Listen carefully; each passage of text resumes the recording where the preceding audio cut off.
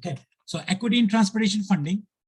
And now that we are recording, I have to say one more time that this was developed by our colleagues at University of South Florida, and want to acknowledge them in this recording as well. Tia Boyd and Christine Williams, who helped create this module, who created this module that I'm presenting. I did have a version that I had edited based on, a little bit more to my liking for this class, but it looks like I can't open that PowerPoint file from my machine right now. So I'm using the version that they had, which is largely similar, but I'm missing a few edits, but that should be okay. So this is sort of the learning objectives. You'll be able to describe the historical decline and shift of select funding mechanism regarding transportation and what are their equity implications. And then analyze equity issues as they relate to transportation funding mechanisms, and then potential equity impacts of proposed transportation funding mechanisms. So let's look at that. Let's dive right into it. So if you, and I'm not going to go into whole detail of this, but here is the deal. We haven't raised gas taxes in this country for a long, long time. And because of inflation, the purchasing power of the gas tax is declining. So gas and vehicle taxes are important revenue for transit as well as other transportation, but they're not enough because, the gas tax has been fixed, even though the gas prices have risen now. But percentage-wise, the revenue has been declining overall. So this is what the funding flow looks like. And so this is just an example, funded at the federal, state, and local level. The spending takes place at the state and local level. And then federal government, so own source revenue, so total revenue mechanism. This is like, they're showing you that for one region only. And you could see that the transportation system funding mechanism, the federal government provide money to state provides money to the local government, and sometimes state is funding directly into the transportation system. And then local government is providing some funding as well. Some of that funding is directly generated by the local government through sales tax and so forth. Some comes from the federal government, 11 billion, and then 23 billion. So let me go ahead and annotate this. And I think this is something that you could see. It's a typical model where federal government gives very little money directly to local governments. And that is, if you think about it, that's really your raise grants and stuff like that. By the way, the new raise grant awards were announced. I'll probably share that with you as well, because you guys did a raise grant proposal. So I'll probably identify some successful proposals for you from this year's program. So I'll share that with you, but that's a side note. But you could see that this is 11 billion is kind of raise grant type funding mechanisms. The bulk of that money comes from 46 billion from the federal government goes to the state, and state funnels 23 billion of that dollar to local government. But state also has its own taxes. So own source revenue, 58 billion, 80 billion to state government, 73 billion to local governments. And out of that, federal government gives 11 billion to local government, and 73 billion is the own source, and 23 billion from the state. All of that total, local government spend 107 billion, state government spend 103 billion dollars on the transportation system. Federal government directly spends very little on the transportation system. So that's basically about, so what happens in the Federal Aviation Administration, some NHTSA money, and very little money really the federal government spends directly on the transportation system. So that's sort of, it's a 2014 model, but still largely correct in how we fund our transportation system. Very little money from the feds directly, but some of that is funded by the feds. They spend 58 billion. Out of that, 57, they disperse out, 1 billion they spend directly. But that's something to keep in mind as to how the funding happens.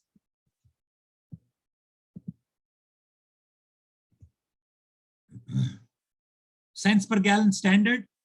So that's how it works. The tax rate must adjust to keep pace with increased fuel economy and inflation. Our cars are much more fuel efficient, so we're not using as much fuel, which is a good thing, but that declines the revenue.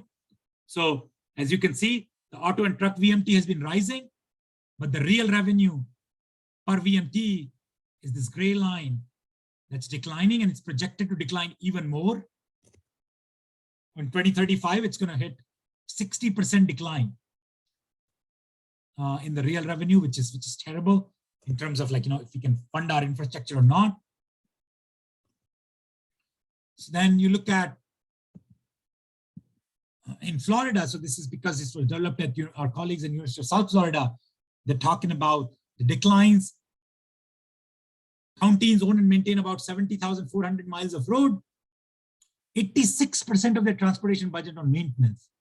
Okay, so they can't do any kind of capital improvements at all. And fuel, next 20 years, Florida MPOs will see 126 billion of shortfall. So that's about 6.32 billion annually that they need.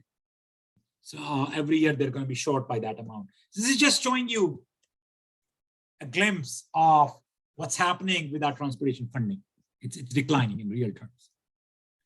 Again, if you have advanced fuel vehicles or automated vehicles that are electric powered,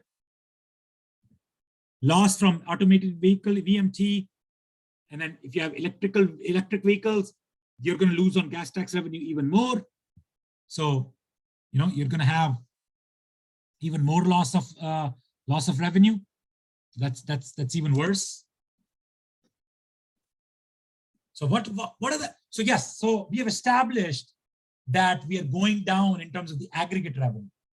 Now, does that mean if everybody is going to be affected by this decline in revenue equally, then there is nothing to, there is nothing you can do in terms of equity.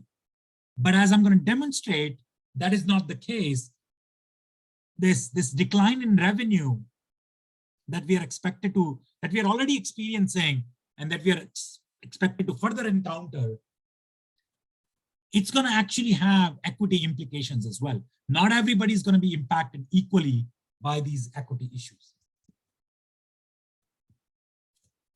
So what are some of the inequity in transportation planning? We talked about this. Emphasis on mobility rather than accessibility, undervaluation, non-motorized travel. And we talked about this. This is just a refresher from what we saw in that last piece, the last module. So if there is lack of funding overall, it's going to lead to lack of funding for programs and projects that advance equity. The project prioritization process have not always emphasized transportation needs of underserved communities. Transportation investments have been inequitably distributed. Current funding and investment strategies, they incentivize personal vehicle use. So there are 30 states that restrict the use of gasoline tax for highway purposes only already. And then the federal law allocates majority of federal monies directly to state DOTs. And only about 6% of all federal highway funds are sub-allocated directly to the metropolitan level. And state DOTs still have that, and that's changing for sure. But state DOTs still primarily, sadly, remain, highway building organization. Although, as I said, it's evolving and we can expect some changes. And then there is inadequate accountability and performance measures on accessibility, mobility, or system preservation for the federal funding recipients. So, and as the overall funding levels go down, these challenges are going to make the equity issue even worse. So fairness in transportation funding.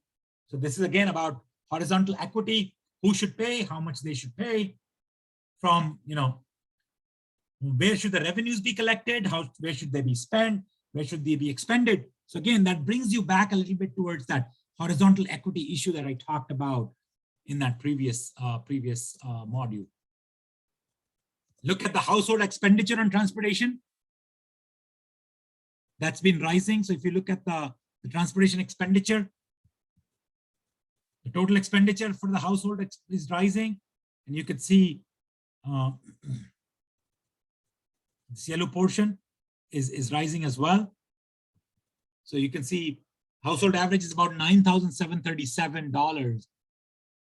And you could see that 41.1% or a big chunk of that household average is going into, out of the $9,737, $9,032 is on the personal vehicles.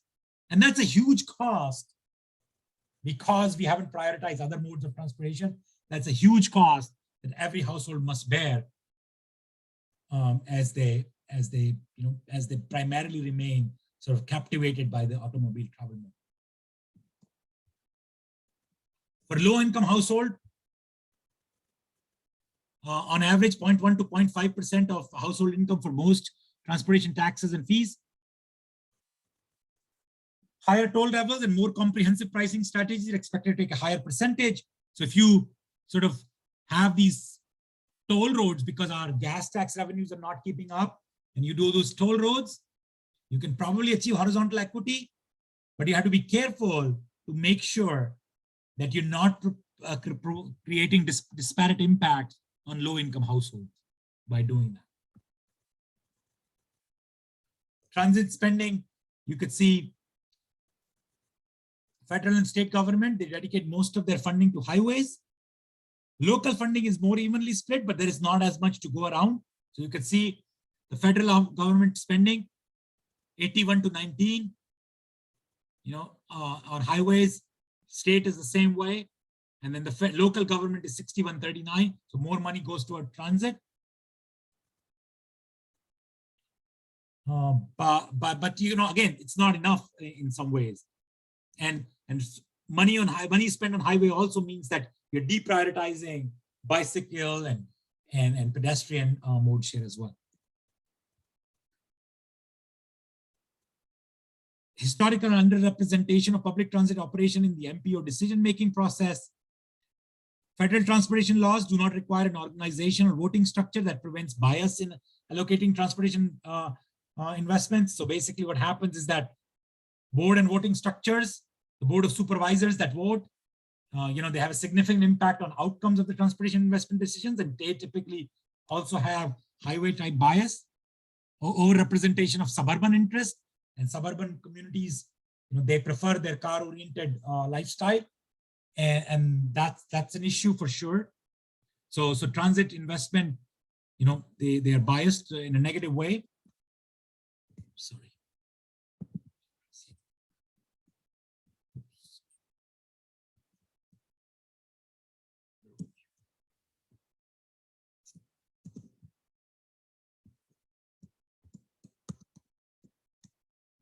Okay, so we have 2 more minutes left.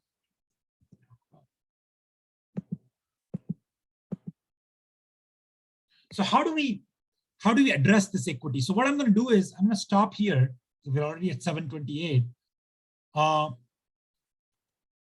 In tomorrow's class, tomorrow's lab, I'm going to spend maybe 20-25 minutes to wrap up this discussion on how do we actually, so we've talked about the issues, right? But then how do we actually address this inequity in the transportation funding? How do we make sure that as we move into this declining, as we are experiencing this overall decline in revenue, how do we make sure that that decline doesn't affect our equity challenges that are very high to begin with? How do we address those issues? So I'll talk about that in tomorrow's lab, and we'll wrap up this discussion, and then we'll have one more lab to do tomorrow, but that will be the end of the class. And on Thursday, don't forget, no lecture, no Zoom meeting. I'm gonna send you that location for the frozen yogurt place in downtown, and I'll meet you guys there.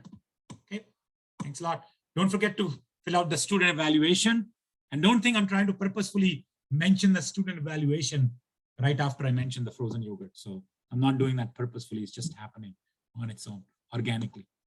Okay, thanks a lot, guys.